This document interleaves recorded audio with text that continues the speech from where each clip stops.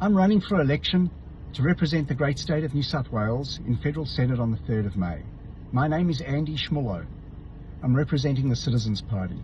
I've gone before multiple Senate and parliamentary inquiries in the past, and every time I do, those Senate inquiries adopt my recommendations in full. But from there, the government doesn't implement those recommendations because they're too frightened of upsetting their major donors in the banks.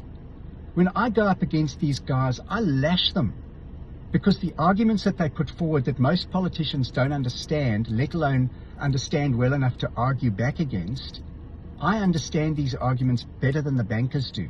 I understand arguments like systemic stability and systemic instability and banking industry fragility and what causes that fractional reserve lending and maturity mismatching. I understand these issues better than they do because I have the only PhD in law in Australia in prudential regulatory enforcement. I understand these arguments better than these bozos do.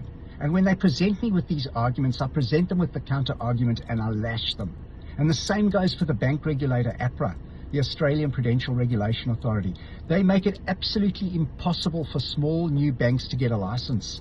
I know because I've been consulted by these banks. They've come to me and they've said to me, Andy, can you help us? We're trying to get a banking license from APRA. They won't give us a banking license. Of course they won't give you a banking license because they're running a protection racket for the big four banks. And why are they running a protection racket for them? Because as long as they protect the big four banks, people who work for APRA know that when they leave APRA, they can go and get a cushy, high-paid job at a bank. The former chair of APRA is now on the board of Macquarie. This is called the revolving door. This has also got to stop. I'm more than happy to go into Parliament and lash these guys. And I know how to do it because I know and understand the arguments they present better than they do. And so I know where those arguments fall down and I know where those arguments fail and I know what the counter arguments are.